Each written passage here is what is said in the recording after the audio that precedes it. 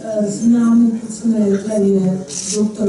Marko Uršič, filozof, profesor univerzitetni in pisatelj. Rada bi vas opozorila, ker se to nekako navezuje tudi na ta film, mogoče tudi veste, dr. Uršič je napisal oziroma piše eno tetralogijo, ki pravzaprav izhaja iz letnih časov, pomlad, poletje, jesen, zima še pride, ne? In to so knjige, v katerih se prepleta esejistika z leposlovjem, take filozofske teme so podane v obliki dialoga, ki je ena taka stara oblika za razprave. In so knjige, ki se berejo, preberejo, pa potem še naprej berejo tako, da jih je dobro imeti, ki je blizu na polici. Francozi imajo tak ljubek izraz, libre de chevet, knjiga za pri vzglavju, ljuba knjiga, ne, ki odpreš, prebereš 2 strani, pa malo razmišljaš. To so take knjige, no, se mi zdi, da je ob temnem filmu pravzaprav lepo spomniti na nje, prav. Sicer pa, dr. Uršič, kako ste doživeli ta film? Najprej bi se vam vsem lepo zahvalil za tako lep obisk in da ste tudi po filmu ostali v tem krogu. Predvsem bi se rad zahvalil prijateljici Heleni za to prijazno predstavitev. Čeprav jaz mislim, da tukaj v tem današnjem pogovoru ne gre zame, ampak gre za film, ne? Tako da se bomo predvsem v to smer. Je pa res, da v svojem delu, v svojem pisanju, pravzaprav že od mladih nog, od mladih let, sledim nekemu prepletu ljubezni, vprašanju ljubezni do ljudi, ljubezni do Boga, kakorkoli to že imenujemo. Namreč, zdaj, ta film jaz predvsem doživljam in sem ga videl, zdaj sem ga videl drugič, kot film, ki seveda govori o ljubezni, ne? Zdaj, ampak predvsem ne samo o človeški ljubezni, ampak tudi o neki višji, presežni ljubezni. Ne? To je nekako glavna tema. Jaz ne bi toliko šel mogoče v to samo, recimo, oceno filma. Jaz nisem filmski kritik, ne? Recimo, tudi glede scenarija, morda bi se dal marsikatero kritično opombo povedati temu filmu, ne? Ampak mislim, da to zdaj ni bistveno. Film je zelo lepo posnet, zelo lepo narejen. Človeka se dotakne se duše, dotakne se srca, dotakne se misli in to je, mislim, da je za filme ključno. In tako, da bi v tem času, ki nam je na razpolago, tukaj predvsem bi spregovoril o tem glavnem poslanstvu, Helena, če se ti zdi prav, da s tem nekako začnemo, se pravi z vprašanjem ljubezni. Ja, kako pa razumete naslov filma? Ja, no, naslov s tem, morda bi lahko pač bolj konkretno začeli s temi stvarmi, če ste mogoče pojasnili, ne. Zdaj, kot ste videli, kot ste slišali na začetku, ne, ta naslov je v francoščini na začetku povedan edino v eni frazi, ko sta na Mont Saint-Michel, ne, ta prelepa otok, verjetno ste vsi prepoznali, na severu Francije, v Normandiji, je na meji Normandije in Britanije je Mont Saint-Michel, ne, in potem tam so dejansko stopnice. Tam sem jaz tudi bil pred davnimi leti in sem si zelo z mojo drago ženo Lučko in hčerko, ki ni tukaj žena, pa je med vami. No, in smo se tudi na tak način vzpenjali, sicer takrat je bilo precej več turistov, ni bila taka samota, ampak spomnil sem se tega čudovitega kraja. In seveda zdaj ta stavek, ki je izrečen, ker kot ste slišali, mnogi stavki so pač ta notranji dialog, ne? Se pravi, to, kar si on ali pa ona misli, ne? Se pravi, In ta stavek je izrečen to the wonder v francoščini, vers le miracle, francoščini reče, à la merveille, pardon, ja, ker miracle je en drug sinonim za à la merveille reče, ne. Ampak gre za to uspenjanje po tem eskaleju, po teh stopnicah, konkretno, ne, ker tukaj je ta dvojen pomen. Po en stran k čudežu tega lepega kraja, te katedrale, ki ste jo pol tudi videli, ne, čarobnosti tega kraja, tega morja, ki ga vidite potem tudi spodaj, ne, oziroma pač te peščine. Ne. Po drugi strani pa seveda, glavni tisti smisel je navzgor, k presežnost, kot pravimo transcendenco v filozofiji, k Bogu, ne, k čudežu. Zdaj, kaj je ta čudež? Ne? To je pa tudi lepo, ker pravzaprav je to zelo odprto. Ne? Vsak si lahko na svoj način to razlaga. Kaj je pravzaprav čudež, ne, pri celi stvari? Zdaj, čudež to, če rečemo, jaz ne bi rad zabiral interpretacij, ker se mi zdi, da to ni dobro, ne, da pač vsak naj si po svoje to razlaga, ampak čudež, da smo, čudež, da bivamo, da vemo zase in predvsem, da vemo za druge in recimo, če tako rečemo, morda malce patetično, ampak ena žlahtna patetika je tudi značilnost tega filma na vse zadnje, ne? Čudež ljubezni, ne? Se pravi, čudež tega, da in seveda, in to je treba povezati še z enim drugim stavkom, ki se pojavi, ki ga pove ta duhovnik, ne? In ki se pojavi tudi na koncu, ljubezen, ki nas ljubi. Ne? Zdaj, prepričan kristjan bo to razumel, da je ta ljubezen, ki nas ljubi, Bog Jezus Kristus. Ne? Verjetno ni nujno na tak način razumeti. Ne? Film je tukaj pušča pač odprto možnost razumevanja. Tako da mogoče ne bi rad preveč, ko bi rekel, razlagal teh stvari. A veste, ker umetnine, kot je tudi ta film, če več razlagaš, včasih je tako, da ti potem zdrsne, spolzi iz rok in misli tisto, kar je pravzaprav najbolj bistveno, tisto, kar je skrivnostno, kar je nedorečeno, kar je odprto. Ne? Mogoče bi pa govoril o tem ravno vprašanju te ljubezni, zakaj pravzaprav, kaj je tako tragičnega tle, ker film je tragičen. Ne?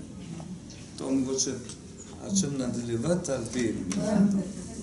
Jaz bi spomnila tudi na stavek v tem filmu, ki se mi zdi zelo pomemben, izgovori ga pa otrok in to je ena ključna, in sicer punčka, ki si je zelo želela v Ameriko, pravzaprav, Tatjana reče v enem trenutku, nekaj manjka.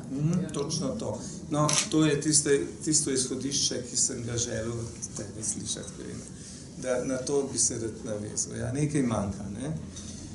Torej, glejte, jaz se tukaj mogoče ne bi toliko spuščal v psihološko analizo teh likov, ampak bolj v to metafizično, teološko, če tako rečem. Zmeri nekaj manjka. Pravzaprav, če pogledate to ljubezen med tema dvema, ne, med Neilom in Marino, ne, Marina je to je pač bilo razbrat iz Ukrajine, ona je pač emigrantka v Parizu, ne, potem spozna pač tega Američana in gre z njim, to smo vse videli, ne. Zdaj, dvakrat se je to ponovilo, da je ona odšla. Prvič takrat sredi filma, ker se on pač ni hotel z njo poročiti in ker ni imela vize naprej in drugič, ker preprosto to ni šlo, ne, ta ljubezen ni nekako. No, zdaj, glavno vprašanje, ki ni v bistvu samo psihološko vprašanje, ker gledajte, psiholoških teh raznih zapletov, pa raznih trikotnikov, na vse zadnje je ta tretja oseba, ne, ta njegova pač mladostna znanka, ki jo je mimogrede imenoval sestro, pa ni bila sestra, ne, je bila potem pač, ko je odšla prvič Marina, je potem s to Američanko, ki je imela tudi za sabo neko tragično usodo življenje, ne samo ta propadanje tega ranča zaradi okoljskih razlogov verjetno, ne, ki so tudi v ozadju, ta zastrupitev zemlje, ampak predvsem seveda smrt otroka, ne, in nekak življenjski polom. In seveda ona je bila strašno ranjena, tudi vsi so ranjeni tukaj, vsi so ranjeni, ampak zdaj, če se vprašamo, ne, zakaj, tudi tako lahko psihološko rečemo, da je bil ta Neil pravzaprav šibakščo, vsaj na nekih mestih je to rečeno. Ne. Mislim, on sicer misli, da je močnejši od nje, pa sploh ni. Ne. Jaz sem to tako videl, ta Marina je pravzaprav oseba, ki je, po kateri najbolj živo teče kri življenjska. Ona je tista, ki pravzaprav, ki pleše, ki ima tisto eros, da pravi. Drugače, druge osebe so tako žalostne, so tako, ne, tudi ta Neil, tudi na vse zadnje ta duhovnik, ne, ki išče Boga, pa ga, ne. No, ampak kar sem hotel reči, navezujoč se na to, kaj manjka, ne. Zmeri nekaj manjka, ne, ta nepopolnost. Se pravi, zdaj filozofi to različno pač uporabljajo različne izraze za to, nekateri pač govorijo o manjku, ne, uporabljajo to francosko tujko, recimo le manque, ampak lahko govorimo kar o nepopolnosti bivanja. Ne. Konkretno, če vzamemo to ljubezen med tema dvema, ne, zakaj pravzaprav je bilo treba iti nazaj, na konec, mislim. Zakaj to ni uspelo? Saj ona dva sta se pravzaprav ljubila. Če vzamemo. In zdaj v filmu je nek tak odgovor, da ljubezen je še tako intenzivna, če je še tako, ne, kot je, ne, vsaj z njene strani. Zdaj iz njegove, ja, do neke mere seveda tudi, ne, saj večkrat reče, da jo ljubim, tako, ampak on je tako, on je bolj, se mi zdi, tako nekak niha, ne. No, ampak zakaj ste se razšla, če si postavimo to osnovno vprašanje, in kaj je ta glavna bolečina tega filma, ne? Ravno to, da vse, kar počnemo, pa tudi ljubezen, ki je verjetno najmočnejša, ne verjetno, sigurno, najmočnejša vez med ljudmi, ni nikoli popolna, ne? In zdaj tukaj je ta povezava z religijo, ne? Se pravi, na en način je to erotično, osebni, psihološki, če hočete film, neka, kot rečemo, drama, ne? Po drugi strani je pa to seveda zdaj režiser Terence Malick, ki je izrazito hotel že v prejšnjem filmu, pravzaprav Drevo življenja, ne, in v tistih prej, ki so bili omenjeni, ki jih je Helena tudi omenila na začetku, on je religiozni, ko bi rekel, ne samo, ne gre za njegovo osebno religioznost, to nas niti ne vemo, kakorkoli je že, ampak religiozni režiser v tem smislu, da vsekakor hoče v teh filmih, hoče, da začutimo, da razmislimo, ne, o tem, kaj je pravzaprav naš odnos do tistega najvišjega. No in jaz bi mogoče, da ne bom tle predolg, saj bi bilo fino, če tudi potem, če bo to nek dialog, če vi kaj poveste. Tako malo, ko sem gledal zdaj pred enim tednom ta film, sem malo razmišljal o tem, ne, ravno ta odnos do nepopolnosti bivanja, ne, zdaj do trpljenja. Sej, kaj pa je drugega nepopolnost? Kot še v taki radosti, kot je ljubezenska radost, ki je pač med tema dvema, vsaj v določenih trenutkih, na najvišji točki zmeri ta nepopolnost. In zanimivo, da otrok to pove, ne, kot si rekla, ne, Tatjana, ne, njena hči, nekaj manjka, ne. Zdaj, zmeri nekaj manjka. Zdaj, in to so odgovori, na to so lahko različni. Glede, jaz bi rekel, odgovori, če se vprašamo, so nekako trije, ne, pa ne bom zdaj teoretiziral, ampak tako, da malo razmišljamo o tem, trije glavni možni odgovori. En je ta, ki je bil nekako v filmu dan kot pač tisti prvi možni odgovor, ali pa, se pravi, krščanski odgovor, kjer je, zdaj, ne gre za konfesionalno krščanski, ne gre za pač razlike zdaj med posameznimi, recimo, cerkvami krščanskimi, ampak to, da pač nepopolnost na zemlji tu, ne, da ima svojo izpolnitev v nebesih. Zdaj zelo preprosto to povem, skratka, ne, ta wonder, ne, se pravi, to the wonder, ne, to je pač ta vzpon v transcendenco k Bogu, ki je ves čas v ozadju, ne. Ta ga sprašuje tudi duhovnik, ne, zakaj se mi skrivaš in podobno. Podobne sentence, kot najdemo recimo v Svetem pismu. Se pravi, to je en možen odgovor, ne. Komur je to dano in kdor ni vsem, ne, nam ali pa pač ljudem to dano, da bi na tak način verjeli, ne. Se pravi, da se nepopolnost, ta bolečina sveta, tudi trpljenje, na koncu ste videli recimo te pač primere, te trpeče ljudi, ne, v tem, recimo, neke vrste sanatoriju ali karkoli je pač bil. No, drug možen odgovor, da govorim tako zelo, ne, ampak gledano se liča svetovnih religij je odgovor, ki ga daje budizem.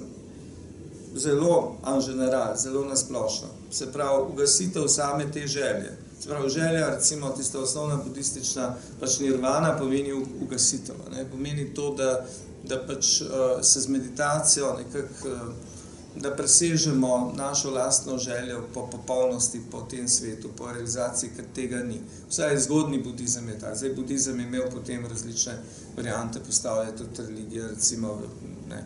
In tako, ampak zgodni budizem, se pravi, ugasiti željo. Ne? Se pravi, to, in v tem smislu je budizem pač kot način meditacije, ne? Kot način, recimo, preseganja trpljenja, preseganja nepopolnosti, je tudi zanimiv za zahodnega človeka. Zadnjih 50 let gotovo, da budizem nastopa, ne, kot neka, recimo, tudi v moji generaciji, mojih mladih leti nastopa kot neka alternativa, recimo, krščanstvu, ne, znotraj tega.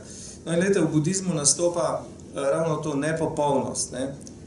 To se imenuje, ta izraz, temu se reče dukha, ne. Dukha v jeziku Pali, v katerem so napisani osnovni budistični teksti. To se včasih prevaja, če se prevaja recimo v zahodne jezike, ne, se prevaja kot suffering, ne, kot trpljenje. Ne. Ampak je več kot, mislim, širše je kot to. Dukha pomeni v budizmu tisto pač bolečino nepopolnosti, ki jo ima vsak. Ne. Znana je tista legenda o Budi, ne, ki je bil princ in potem, ki je pač imel vse, in ko je šel prvič iz palače, je videl, najprej je srečal bolnika, potem je srečal najprej berača, potem bolnika, potem mrtveca. Ne. Zavedel se je te nepopolnosti in njegova pot je potem preseganje te nepopolnosti z meditacijo pot k nirvani. Zdaj, tretja reakcija na to, ne, pa še to bi povedal, ta bistvena razlika med recimo krščanskim pasijonom, ne, ker v jedru krščanstva v samem evangelskem krščanstvu, v tej pač, da tako rečem, zgodbi evangelski o Kristusu, ne, je pasijon, ne, seveda je trpljenje, je križ. Ne, zdaj, ta pasijon se recimo od budizma razlikuje od te dukhe, ne, se pravi nepopolnosti. Tam je bolj poudarek na nepopolnosti bivanja. Tudi če si princ na vrhu svoje sreče in moči, še zmeri si je tvoje bivanje nepopolno. To smo malo bližji temu, recimo tej nepopolnosti tukaj. Ne. Ne samo recimo v tistem skrajnem trpljenju pred smrtjo, na križu, v bolezni, tako kot je to v krščanstvu. No, možni odgovor, ne, to so, jaz govorim zdaj o nekih, pač, da tako rečemo, radikalnih odgovorih. Jasno, da v življenju pač nikoli ne moramo na tak način razmišljati. Zmeri smo pragmatični, mi bi znoreli, če bi skozi razmišljali o tem, o nepopolnosti, pa o tem, da pač naše življenje nima neke končnega cilja in tako naprej. Ampak včasih se pa to seveda vprašamo in filozofi mogoče se malo več sprašujemo, ali pa ne, ali pa mogoče malo drugače, mogoče tudi bolj narobe, kot kakšni drugi to o tem težko so. No, torej, tretji odgovor bi bil pa to, ne, da popolnosti sicer v posameznem življenju ni, ne, se pravi, da jaz kot živ človek nikoli ne morem priti do popolnosti. Tudi v trenutkih še take ljubezni, ekstatičnosti, mislim, pač ko je človek popolnoma srečen, je zmeri pride potem seveda do tistega, da to mine. Ne? Kot je bilo tudi to, zakaj mora vse miniti? Ne? To je bilo tudi en stavek je bil, ki ni bil prav v redu preveden, ne? Ker prav, mislila sem, da bo večno, ne? Da ne bo nikoli minilo. To prevod je ponekod zašepil. Ne. No, gledajte, ta tretja možnost je pa to, da popolnosti pri posamezniku ni, ampak da je popolnost vendarle v celoti. Ne. To je najbolj tak, v bistvu filozofski, tudi na način najtežji odgovor.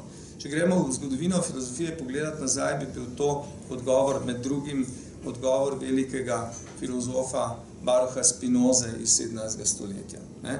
Se pravi, Bog ali narava, ne, je eno, popolnost je v celoti, mi smo pač neka omejena bitja, ne, in pač nikoli ne moramo doseči te popolnosti, ampak vendarle že to, ne, da je celota sveta, kozmosa, da je popolna, nam daje tisto trdnost in tisto vero, da vztrajamo v tem. Ne.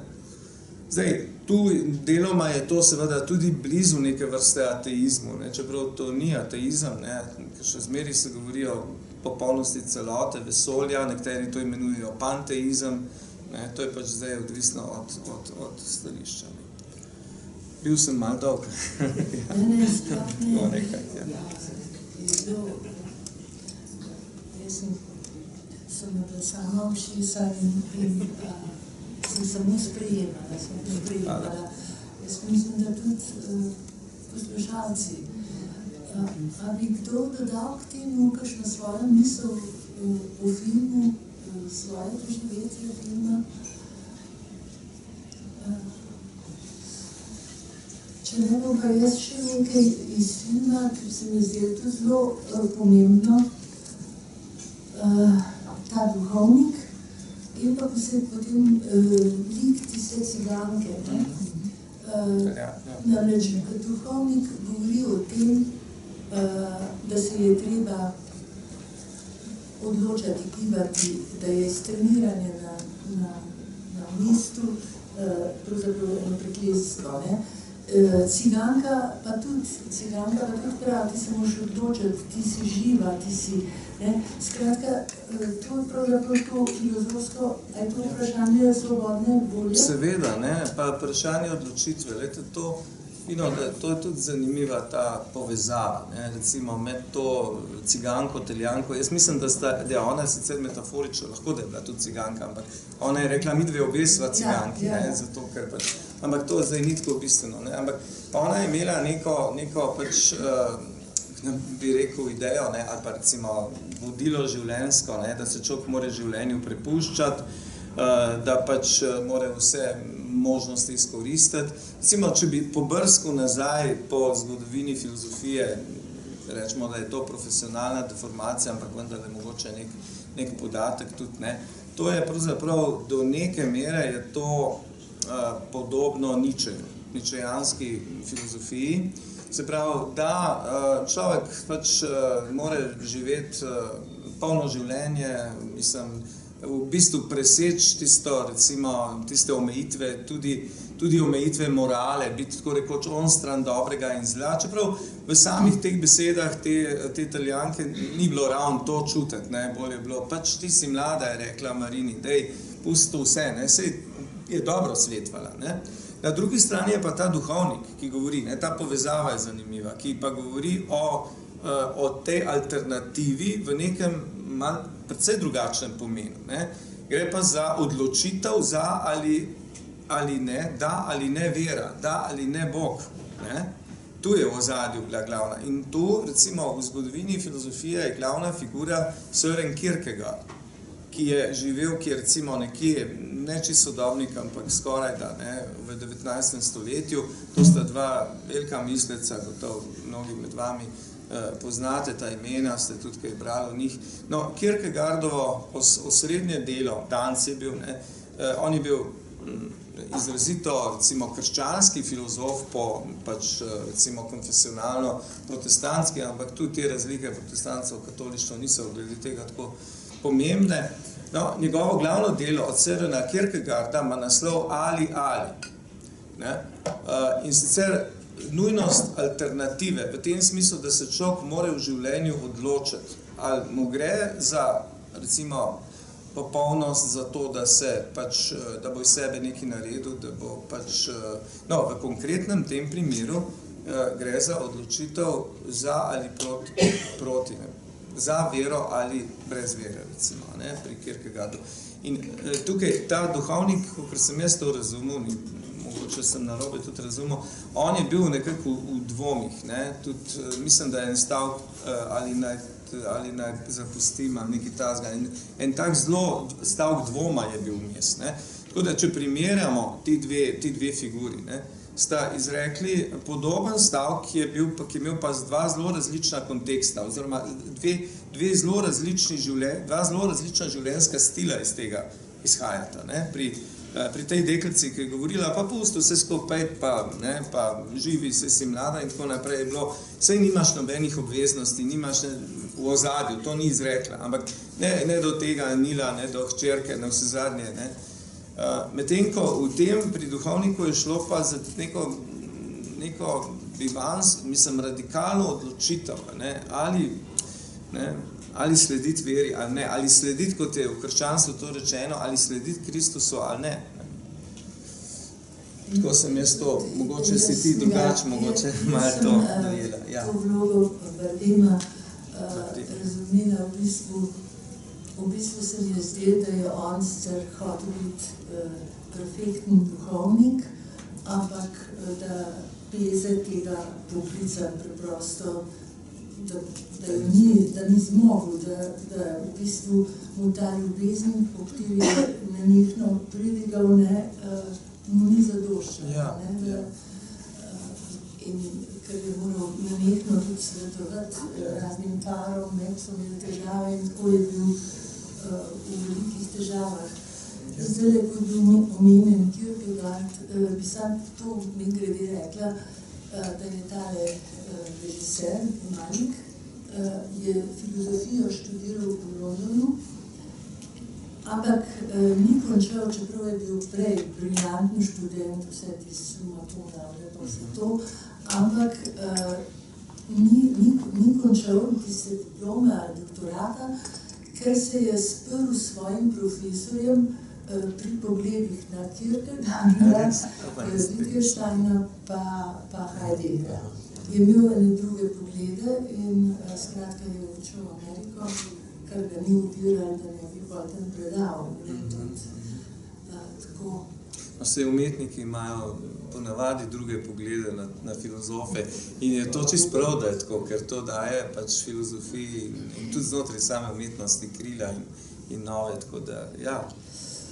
Je pa to, namreč ta film, kako se konča ta predzadnji kader, mi vidimo spet v tej Ameriki, v Oklahomi, kjer se dogaja eno tako urejeno hišico, vrt, enega otroka. Tako, saj, moj občutek je bil, da je to kasneje, da ima on že eno družino, mogoče celo tisto sošolko. To sem tudi jaz razmišljal o tem, kako to razumeti. Pa verjetno je možno, da je namenoma dvopomenski, dvoznačen ta. Eno možno razumevanje je to, kar si rekla, Helena, to, da pač je to ena projekcija naprej, da on tam živi z neko družino, čeprav ni bila, ta blondinka ni bila sam, ni bila pokazana, ampak lahko, da je spet neka tretja ali kakorkoli, da si on tam uredil družino. Zdaj, druga možnost je to, da ta otrok, ker če se spomnite tega prizora, ona drži enega otroka, ampak tiste je še prej v tistem azilu, ali kako je, tiste je malo prej. No, lahko bi bilo pa tako, da je pač to tudi njen spomin, njen spomin na to Oklahomo, ker je ravno se prepleta ta spominski, recimo, predstavni, spominski del z realnim. Tale Malik, meni glede, o njem se dosti malo ve, ampak to se pa le ve, da je bil predzadnjič poročen z eno Francozinjo, potem se je pa poročil pa z eno sošolko iz gimnazije, s katero že takrat hodil. Tako da je to kar malo avtobiografsko, v nekem smislu. Te vrste filmi so pravzaprav skoraj nujno tako izkustveni. Sej na vse zadnje, vse, kar napišemo, celo filozofski teksti, kaj šele literarni pa filmski, vse je v nekem smislu avtobiografsko. To seveda ne pomeni, da so pač osebe romaneskne, da so identične z pač nekim živim avtorjem. To ne, ampak vse človek ne more kar iz praznega prostora črpati. Najbolje pač pisati tisto iz lastne izkušnje in tako da Gospod je hotel nekaj povedati. Kaj pa če je rekla manjka, nekaj manjka, kaj pa če manjka dom? Ker oni so živeli v kovčkih, Ja. To za mene je zelo pomembna stvar, ker če ne bi prikazal cel film režiser, da živijo v škatlah, odnosno v praznih domovih. Oni niso imeli nič tistega, kar pomeni družina. Tudi ona šla v nam drugem moru, ali je bil tudi dom. Ja. Mogoče pa na koncu pa je, ker je urejeno, tudi terasa je urejena, tukaj ni bilo pa nič, ne? To je bilo od danes do jutra. Ja, bi se strinjal, čeprav tudi dom manjka, seveda, ampak verjetno ne samo, tudi ta doma, veste, ta dom je tle mišljen tudi kot neko domovanje, tudi kot nebesa, tudi kot nebeški dom, podsledni dom. Ampak pač, da nekaj manjka izrekla ta hčerkica Tatjana v kontekstu, prejšnji stavek mislim, da če se spomnim, je bil to, da pač tle nima prijateljev. Da v Parizu jih pa ima, se pravi, ona se nekako navadila na Francijo, na Pariz, tle v Ameriki pa, mislim, škatle so zato, ker v bistvu prihajajo, odhajajo od tega, ampak skozi pa v zadnji želja po ustanovitvi doma, ta hiša, ki se kaže, recimo, ki jo zelo lepo vidite v enem kadru, tudi potem, pravzaprav sta dve hiši, najprej je ena, potem, ampak tisti, ki je en ta kader, ki lepo pokaže to hišo, to bo naš dom, tako nekako, tako da to hrepenenje po domu, ker to je na vse zadnje tudi zelo ameriško, čeprav Američani dosti od njih živi tako, nekateri tudi v prikolicah, pa potem pa potujejo, pa nimajo tega odnosa do hiš, ali pa vsaj večina, zdaj govorimo zelo nasplošno, zlasti v kakšni Oklahomi, kot mi, ampak pridejo, tam imajo pač delo si, ali pa karkoli, si ustanovijo za nekaj časa hišo, jo pol prodajo in grejo naprej. Zdaj, jaz bi mogoče tle še eno tako majhno observacijo. Dom te Marine je bila pravzaprav Ukrajina.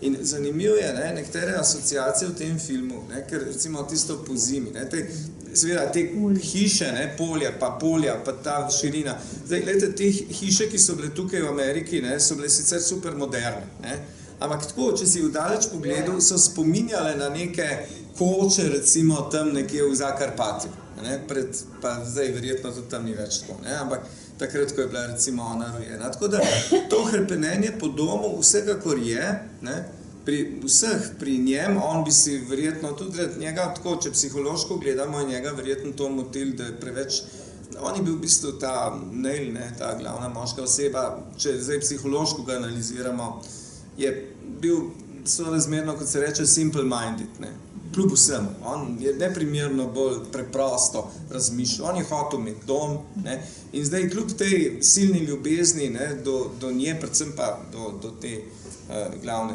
junakinje Marine, je ona, mislim, ona je bolj, ona je tista, ki potuje, ki pač, on se je hotel ustaliti in takrat, če se vprašate, dobro, zakaj pa prvič, ko je pač ga ona nagovorila, če se lahko z njim poroči, pa je, to je bilo še čisto na začetku, tam, ki je rekla ona, tudi če se ne z mano poročiš, zmeri, jaz nočem pač nič, se spomnite tistega, to je bilo bolj na začetku, je rekla, sej jaz nočem nič več kot en del poti s tabo prehoditi, jaz te vse ljubim, tudi če se z mano ne poročiš, Njemu se je zdela verjetno to tudi v odnosu, v konstelaciji teh hčerke, recimo, vse to preveč zapleteno, tako recimo, ali pa preveč, recimo, obremenjujoče psihološko za njegovo življenje, če zdaj tako nekako malo psihoanaliziramo zadevo.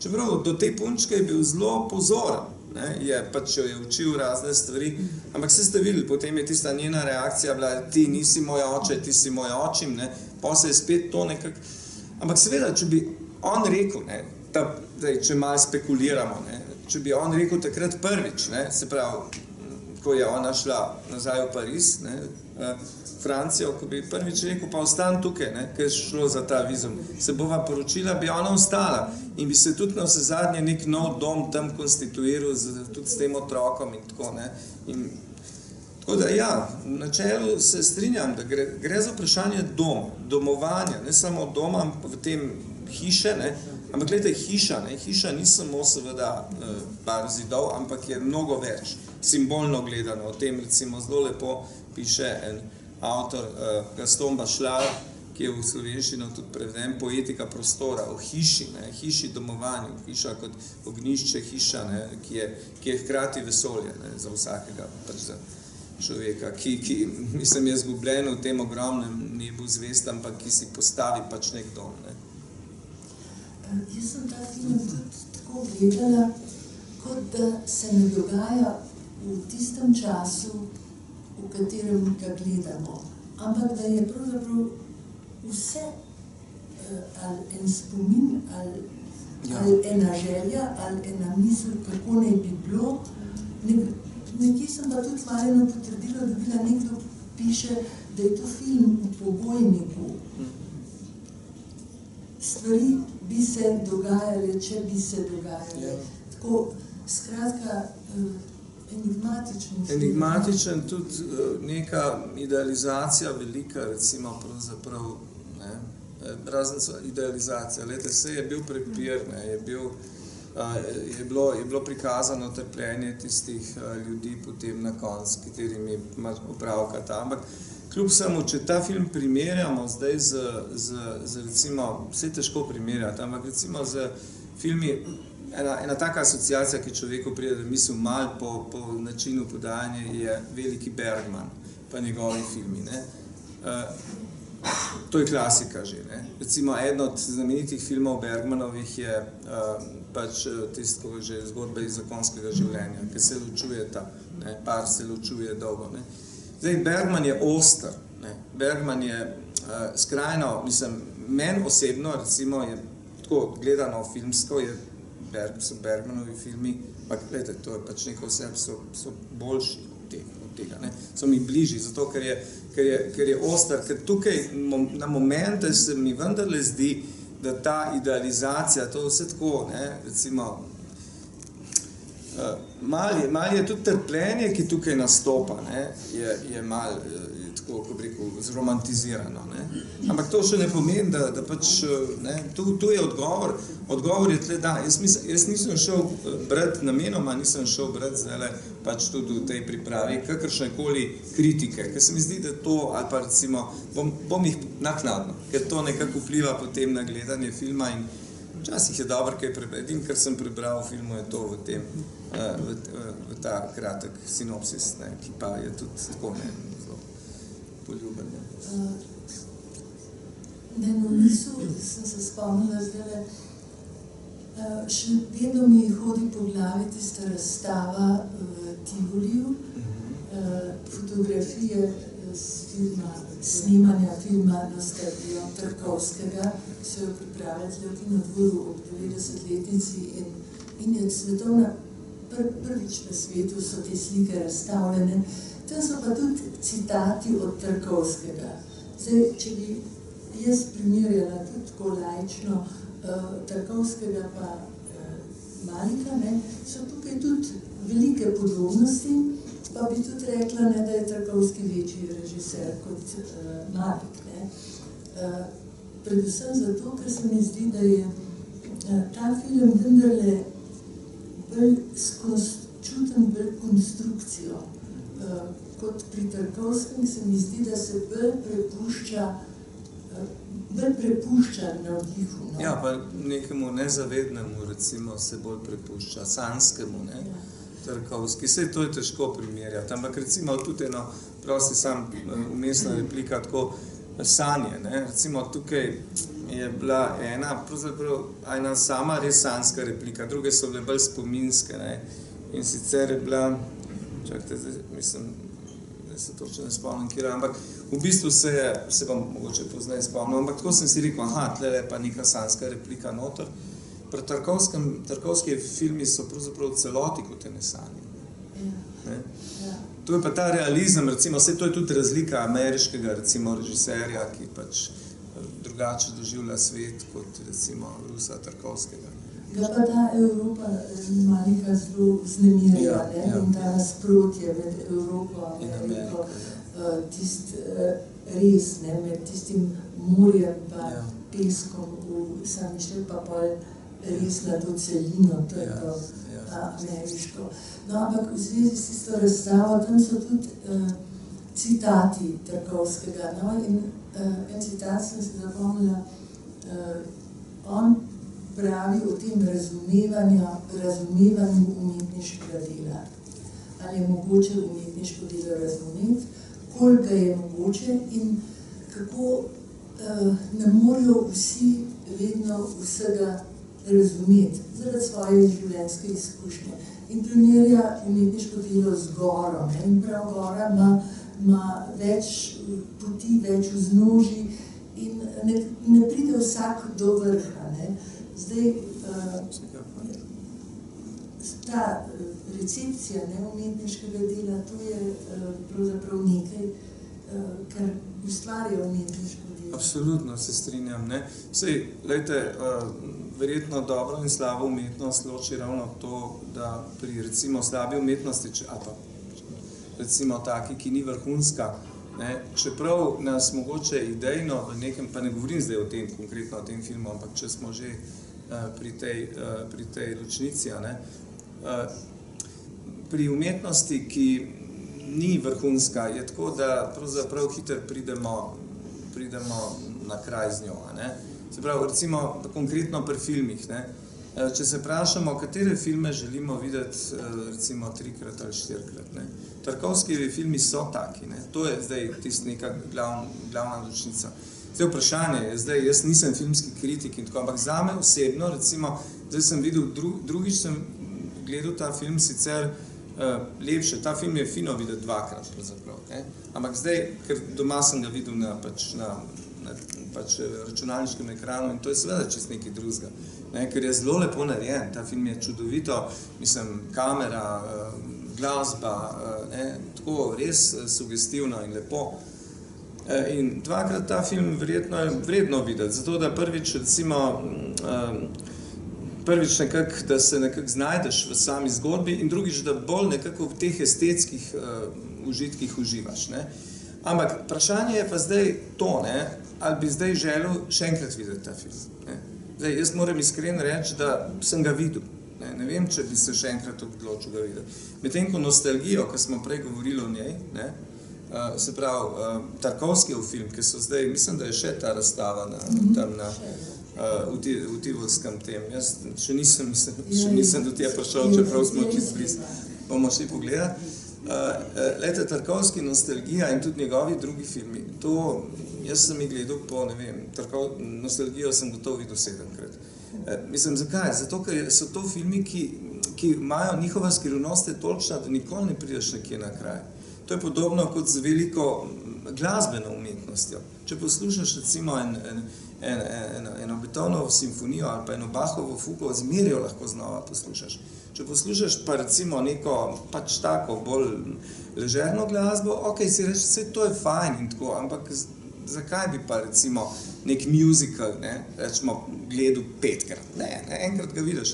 Tako da tu je tisto verjetno res, da v res veliki umetnosti, pri teh največjih ustvarjalcih, se dajo voditi tukaj ne samo da nezavednemu. Jasno, vsaka umetnina, vsako delo je produkt obojega.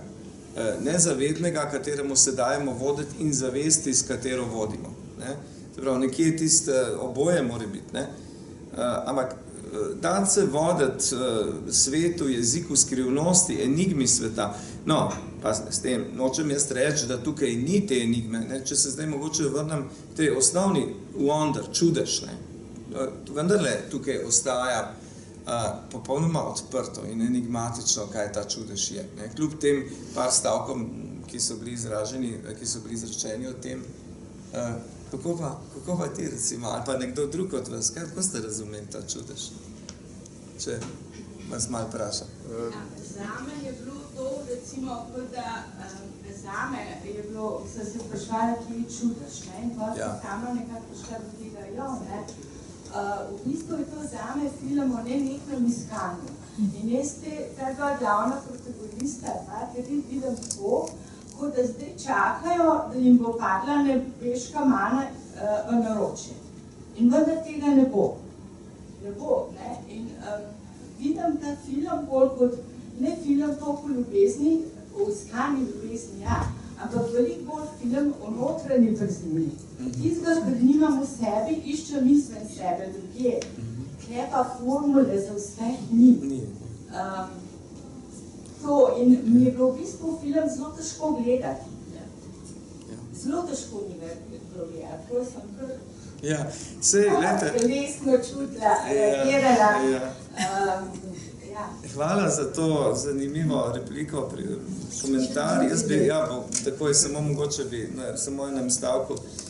Jaz se zelo strinjam z vami, da pač ta praznina, namreč, ampak ta praznina se nanaša na to življenje, na ta svet. Ta film je vseeno izrazito krščanski, se pravi, upanje v nebesa ostaja. Ne? Pri vseh to praznina, saj to je, ne, to, recimo, jaz pač to težko delim, zato ker pač, ker nisem toliko prepričan, ali pa recimo, da bi verjel na tak način, da po smrti kaj je, ne? Ampak, ali pa onstran nekje, ne?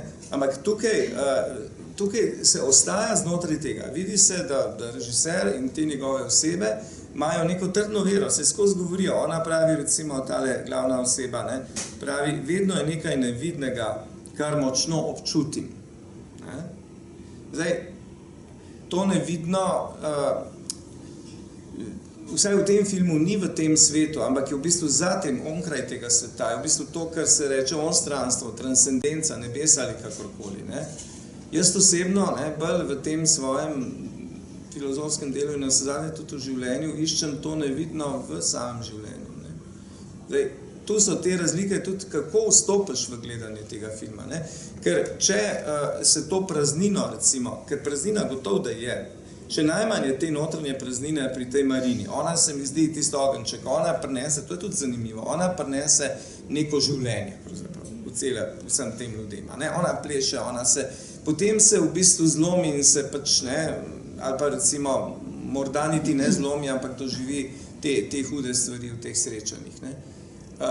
Medtem ko, recimo, ravno ta moška oseba, to pa se strinjam, to pa je ena praznina, ne? Pri duhovniku je tudi, ne, čeprav on se trudi, ne, on se trudi. Ne trudi se samo biti dober do teh svojih, ampak jaz mislim, da se trudi tudi v odnosu do svoje lastne vere. To je njegov največji, pač notranja skušnjava. On je jobovski človek, ne, tako kot Job, ne, v Svetem pismu, ki se sprašuje, ja, kje si, ne, in tako, da dopuščaš vse to. A bi lahko gospod, mogoče pa, ja. Se mogoče sam par besed, ker ste že veliko tega rekel zdaj, samo osnovno, jaz sem na koncu nisem več vedel, bom zdržal od presežnosti. Ja. Tako da presežnosti režiserjeve ideje, glasbe, kamere in vsega, in pa nenehnega potiskanja glavnih akterjev v drugi plan. Tudi kamera je tako narejena, da skače namerno od obraza, sama telesa so, sama pokrajina in ogromno praznine. Tako da to je zelo zanimiv element, ampak film je utrujajoč, vsaj za mene. In brez vaših misli pa pogovora bi izvenil v prazno. Na nek način. Moram reči, zakaj? Zato, ker trenutno berem eno knjigo Urške Lundrove o Odprto srce, ki je o minevanju, o zadnjih trenutkih pred smrtjo in podobne stvari. In se o tem presežnem mogoče še več sprašujem in je zato potem tak film, ki implicira vse to, dejansko ne veš, kje si, begate, je praktično dobro narejen, je lep film in vse, ampak je preveč presežen. Hvala za...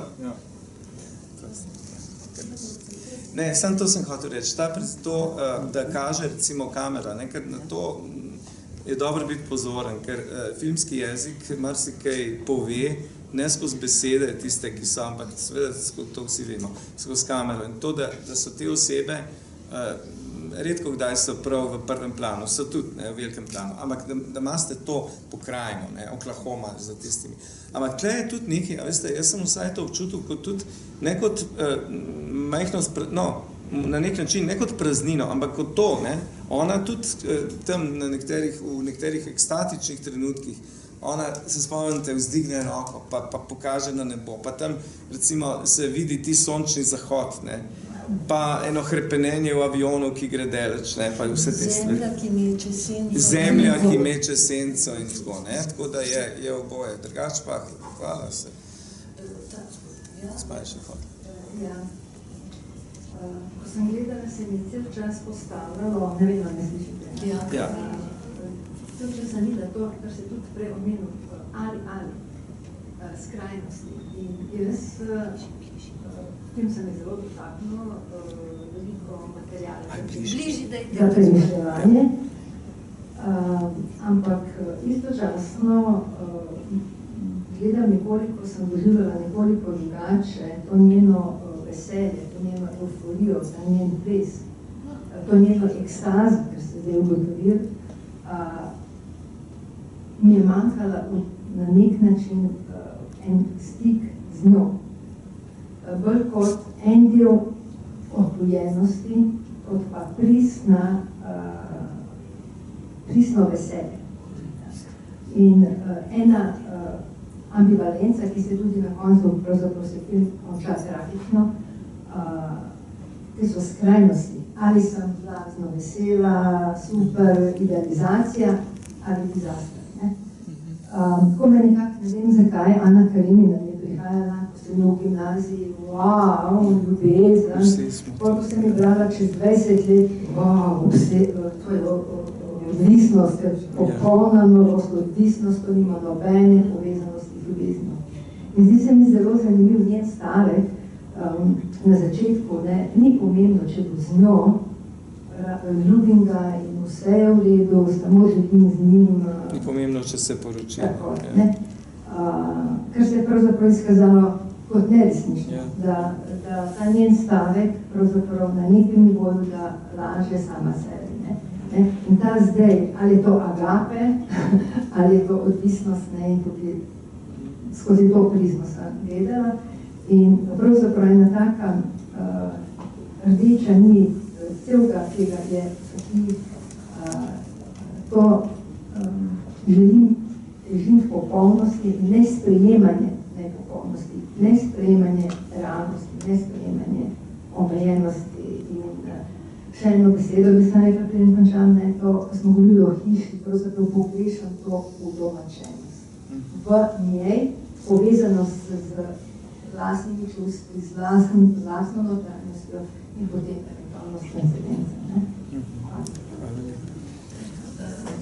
Ja, ko smo uvrščali ta film v program, smo se z Barbaro se pogovarjali veliko o tem, ampak zdi se mi, da ta film ga je mogoče videti sam v kinodvorani. Mislim, da doma na televizorju to je čisto nemogoče, oziroma bi nehal gledati čez 5 minut, bi tistih nekaj krasnih kadrov. Nismo, koliko smo pokvarjeni gledati. Ja, no, dejansko to mojstrsko snemanje, to lebdenje kamere, te svetlobe, ta režiser pravi, da pravzaprav je sam 20 minut na dan idealna svetloba za snemanje, to se pravi tik preden se zmrači. To je tista najljepša svetloba. Ja, se to reče v tehničnem žargonu. Ja. To pomeni, la luce dei cavalli, je tista, to snemalci pravijo. To pomeni po italijansko luč za časa konjev, ko grejo konji spat namreč. Takrat je najlepša luč za snemanje. To spet mimogrede, to je vedel že Leonardo, ki ni snimal filmov, ampak je slikal seveda. In v njegovem znamenitem traktatu o slikarstvu je to napisano, da obrazi in vse so najlepši takrat, ko jih vidimo v tej polsenci oziroma v tej blagi svetlobi somraka, chiaroscuro in tako. Prosti. Ja, Leonardo delal s filmom. Ja.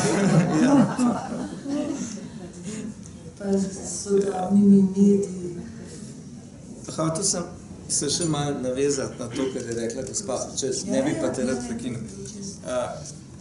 Ja, lejte, to, dve stvari sta mi tako nekako predvsem dali misliti, kar ste rekli. Eno je to, da se nekako ne zna ona sprijazniti z nepopolnostjo življenja. To drži, ne, se pravi ta ekstatičnost ali, ne, ali aut Cezar, aut nihil, ne, kot je tisti stari izrek, ali sem cesar ali nič, ne, se pravi. In to je recimo v teh velikih romanih, v Ani Karenini, v Madame Bovary in tako naprej, je pač to smo brali v mladih letih in smo padali za tem dol. Zdaj, jaz se strinjam z vami, da verjetno, tudi če bi imel časa dovolj, ne vem, če bi Ano Karenino, ki me je silno navduševala v mladih letih, prebral do konca. Ampak to so mnoge stvari, to je stvar pač našega lastnega psihološkega preko življenjskega ritma.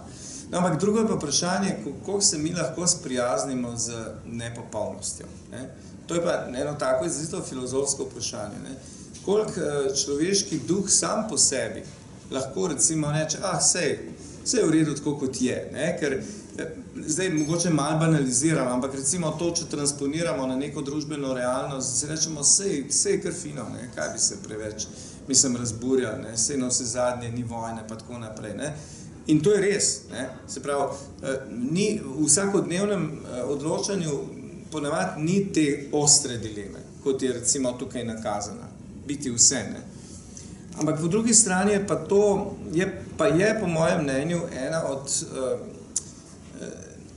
od tistih, ko bi rekel, ne fizičnih, ampak duševnih bolečin, ne? Kar vidimo iz religij. Zakaj bi sicer religije sploh obstajale? Dobro, nekateri pravijo, da so na začetku zato, ker pač so se ljudje bali strele in tako naprej, ampak to je že zdavnaj nazaj, ne? Tako pravijo ponavadi razsvetljenci.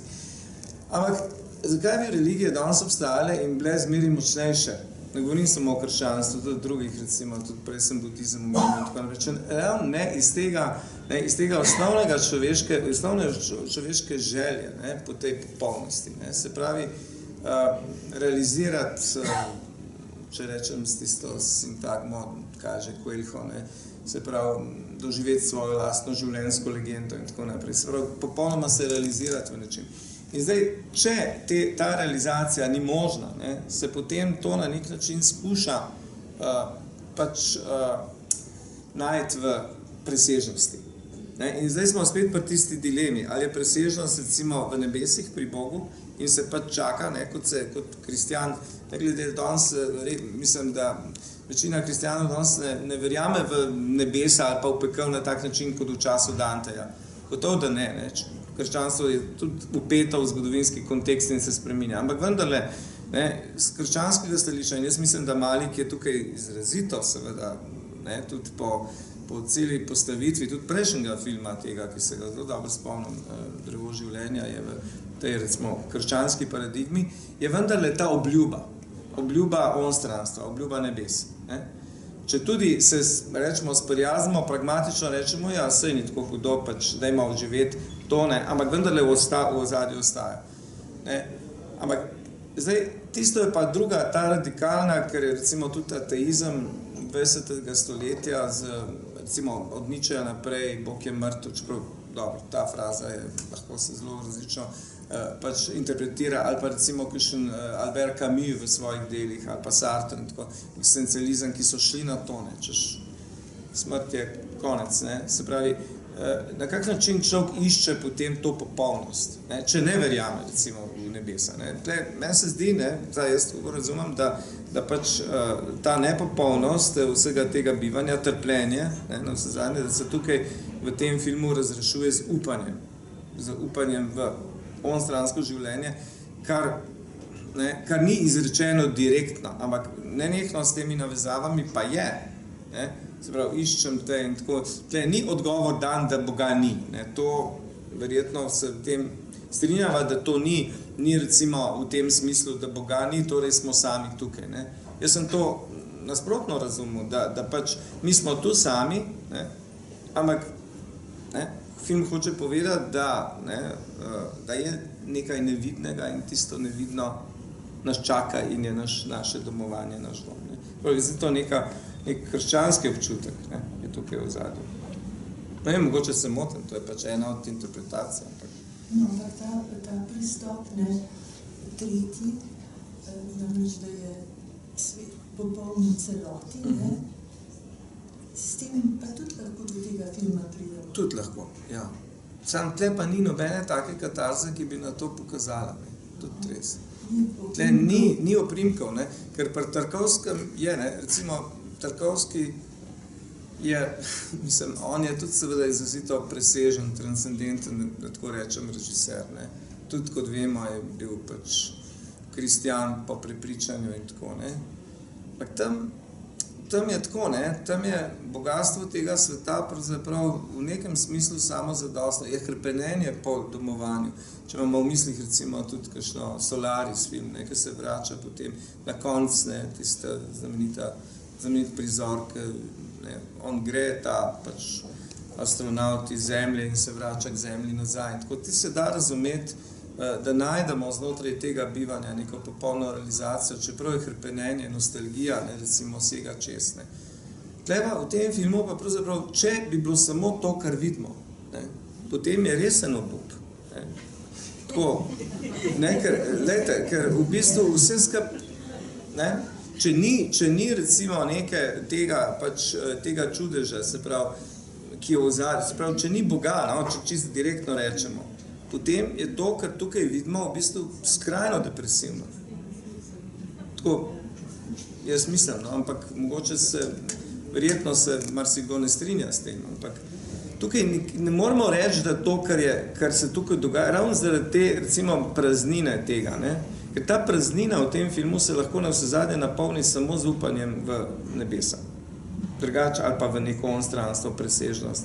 Vse drugače, dejansko je praznina. Celo ona, glavna junakinja, ki nastopi tako z vso, recimo, svojo, recimo, ne, dušo, veselo in tako, ne, na začetku, ne, vse tle pravzaprav zlomi.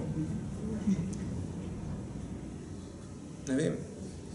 Mogoče ni fajn, da preveč razlagam. Da bomo s tem končali. Hoče še kdo, mogoče kaj povedati. Jaz bi rada vendar še na nekaj opozorila, zdaj na tako filozofskem nivoju ne zmorem razpravljati, ampak meni je od gospe, ki je tudi za mene prispevala blizu ta ideja, da je ta žena, ta ženska je obsedena, rekla s tem moškim, posveča življenje, smatra, da je mogoče najti to popolnost, če se mu v celoti preda. In meni je tako v spominu tisto, nekje, ko sta že čist narazen, tujca mu nekje noge objema. Zame je to nauk, da to je popolnoma zgrešeno, ni mogoče smisla življenja najti v takej službi. Eno partnerju pa se mi zdi, da je za ženske to ena skušnjava v življenju. Ker sem zelo stara, to reči. Ja, lepo. S tem, da seveda ta prizor, ne, ki je precej poudarjen, da mu objame noge, sledi temu, da ga je ona prevarala, ne, in da se čuti grešno, ne, in skratka hoče se mu s tem nekako pač od njega dobiti odpuščanje. Ne. Zdaj, ta prizor objet noge, ne, to se tudi veže recimo na Dostojevskega in tako, veste, recimo tam jaz se spomnim Sonječke, ne, iz Razkolnikova in tako, ne, ki pač tam v Dostojevskem je kup teh likov, ki pač ne, se čutijo grešni. Ne. Dostojevski je seveda tudi zelo krščansko čuteč avtor. Ne. In tam ste tudi objet noge pomeni, podobno kot v Svetem pismu, pač umit noge, ne, recimo. Kristus sam, ne, umije noge, ne. Objet noge to pomeni neko. Jaz ne vidim v tem pravzaprav eno, ko bi rekel, neko podrejanje, recimo, ženskem moškemu, ne. Jaz mislim, da je tu precej več, ne, da je tu da se nekemu drugemu bitju, da padeš pred njega, da se mu upravičaš, kolikor moraš, ne. Ker na vse zadnje, ona je bila en mali hudiček, ne, tale. Sej ni bila ona tako, ni na župc preplavala. Nasprotno, ona je njega zelo tako nekako obvladvala, na svoj način, ne. Tako da, ne samo v tem, da je potem, ko je pač on nekako, ko je videla, da jo vara in da ga ni, potem je šla k temu, ne, pač, ja. Prosim. Name film ne deluje depresivno, sploh ne? Saj name tudi ne. Ja, in v končni fazi je bilo zelo veliko lepih trenutkov, če bi znali zmogli, kaj bom rekla, zmogli sprejeti in spustiti. V enem dialogu je bila izjava o tej minljivosti in kako pač ljubezen je ni več, ampak ko ne znamo spustiti takrat, ko je nepalno, ni več ljubezni, ko ne znamo, zopet bom govorila o sprejetosti, ni več in gremo naprej svojo pot in srečamo drugo ljubezen. Lahko pa ostanemo v destrukciji.